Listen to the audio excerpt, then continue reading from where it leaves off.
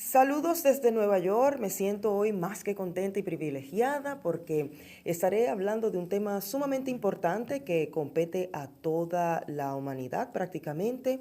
El tema es la espiritualidad y la salud mental. Hoy me encuentro con la consejera escolar Evelyn Osoria y saludos, ¿cómo estás? Estoy muy bien, Ina. Gracias a ti por la invitación y para discutir este tema que es tan controversial y que ante la actualidad está haciendo estragos en nuestra sociedad. Cuéntame, Evelyn, ¿cómo podemos definir trastorno mental? ¿Esto es algo hereditario?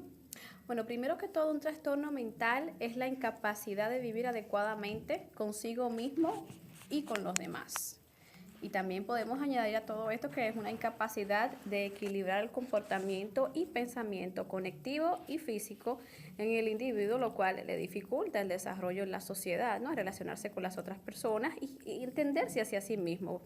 Este tipo de personas se identifican en casos por ser solidarias y poco comunicativas, como lo es el caso de la depresión y la ansiedad. Te mencionaba antes también que en casos más severos como la esquizofrenia son prácticamente visibles. Tú puedes identificar una persona con algún tipo de trastorno psicológico, emocional o un trastorno severo o mediano, como muchos psicólogos le llaman, por simple vista, una persona con esquizofrenia, con otras aficiones neurológicas, porque es un problema neurológico, pues es visiblemente palpable, ¿no? Y cuando tenga que ver con lo hereditario, entonces eso es algo, estábamos hablando anteriormente, papi y mami sufrieron depresión, mi abuelo sufrió depresión, ¿será posible que el hijo sufra de depresión? Totalmente de acuerdo.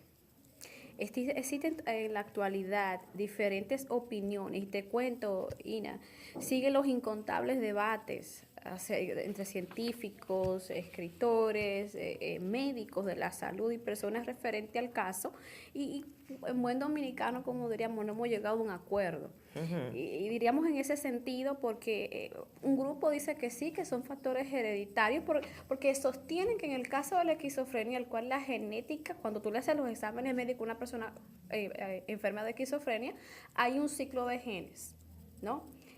Se refleja y se han hecho estudios sumamente comprobados, fehacientes, que los hijos de esta persona, de este individuo, tienen un 70, un 80% de padecer afecciones de depresión por un gen que se transmite del padre al hijo o a la hija. Wow. Entonces, en ese caso, si yo te dijera, bueno, puede ser que sí, que sea hereditaria, vuelvo y te lo repito, no hay un comprobante que pudiéramos decir, bueno, Ina, mira, estos son los documentos que avalan que sí, que es 100% real, que son hereditarias, se puede confirmar. ¿Por qué? Porque hay casos que sí y hay casos que no. El factor ambiental afecta mucho. Si tú eres una persona en el cual tu mamá o tu papá fallecieron, es normal y lógico que tú entres en un cuadro depresivo severo. Y eso no es hereditario, ¿se entiende? Correcto. Entonces, para mí entender, el factor ambiente afecta mucho en el comportamiento de las relaciones interpersonales entre nosotros los seres humanos y en el desarrollo conectivo por igual. Y ahí seguimos en la misma disyuntiva de nature, como dicen en inglés, en nature, que su traducción en español sería cultura, ambiental o genética. Correcto. Me parece interesante ese punto que acabas de mencionar, o sea, esa disyuntiva que puede haber entre un evento donde una persona pues pierde un ser querido y puede caer en depresión. Y también el hecho de que una persona, debido a que sus padres haya sufrido de depresión, esta persona también puede caer en depresión. Claro que sí. Pero específicamente en trastorno mental, Evelyn, hay, ¿lo definiste como tal? ¿Hay una lista de síntomas de condición emocional que las personas pasen? ¿Es simplemente la depresión, No, un no, trastorno no, mental no, no. o hay varios? Fíjate, Ina, la lista es vasta, una lista amplia y sumamente, bueno, desafortunadamente sustanciosa, especialmente en nuestras comunidades. Puede ser una ficción sin motivo o con deseos de suicidio. Está el caso de la depresión, la bipolaridad, que son problemas tener en relaciones interpersonales. De por sí ya llevar una buena relación con otros individuos es dificultosa Claro que para sí. nosotros. Entonces, Diga eso. imagínate, Amén. ya cuando tú tienes un trastorno basado a ese problemita. Entonces está la ansiedad, está el insomnio, que también es un trastorno mental, no es severo, pero si no se trata a tiempo, sí podría conducir a otros factores subyacentes por ende. Bajo autoestima, está la persona que todo se le olvida, el llanto sin motivo, consumo de alcohol, de otras sustancias controladas. Pero quiero hacerte un alto aquí. Las personas que todo se lo olvidan. Un momento. Ahí estoy yo estoy más loca. Pues sí, a mí se me olvida algo, entonces puede ser que esta persona esté pasando por un No, trastorno mental. es normal Ok. que el lóbulo frontal de una persona, vamos a ponerlo en esta forma, tiende a conservar cierta cantidad de información. Okay. Cuando se sobrepesa de información, cuando tendemos a olvidarnos de las cosas, es totalmente normal, Ina, que una persona se le olvide un número de teléfono, o se te olvidaron las llaves, o se te olvidó esto.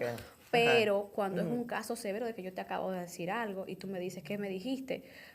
Problemas repetitivos en comportamientos y patrones, como la llave la dejo ahí todos los días, pero todos los días se me olvida que la dejo ahí.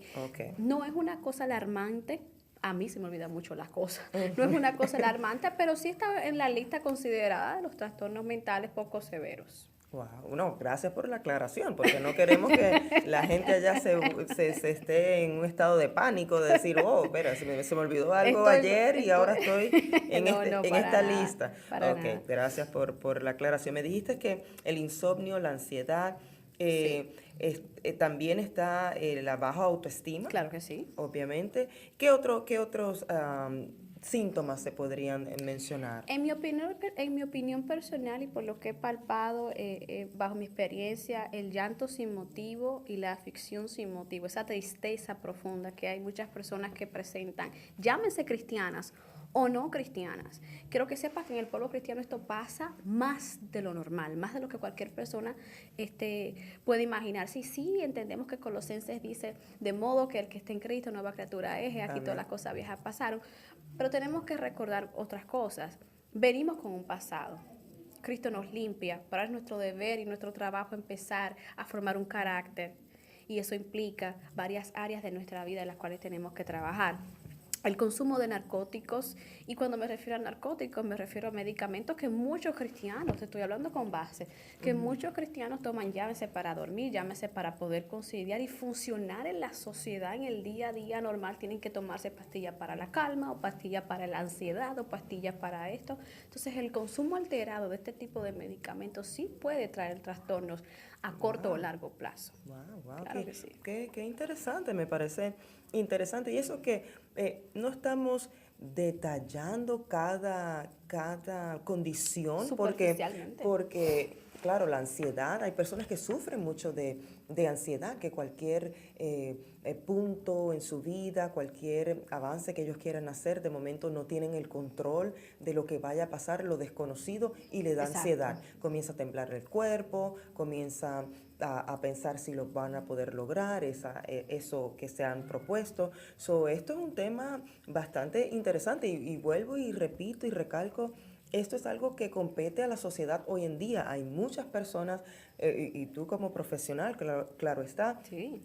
y de mi parte también he escuchado de muchos jóvenes y personas mayores que están sufriendo o padeciendo. Están siendo asediadas por las enfermedades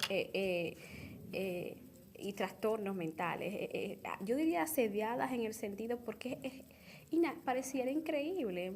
El hecho de que seamos cristianos no nos hace absentos a que no padezcamos. Correcto. La misma palabra de Dios lo establece, en el mundo tendréis aflicciones, pero confía, yo he vencido al mundo, dijo Jesús, ¿no? Amén, amén. No, me agrada que toques el punto espiritual porque, claro está, somos personas de fe, somos personas que creemos en Dios. Esto es algo que está entrelazado Claro que entre cualquier enfermedad. Si una persona está enferma, pues obviamente pone su fe en Dios y confía que ha de ser sana. A lo que viene mi próxima pregunta, ¿tiene cura completamente estas personas que padecen de trastornos mentales? Bueno, te voy a plantear los dos, ambos marcos, el marco psicológico, médico, y te voy a plantear en el marco espiritual.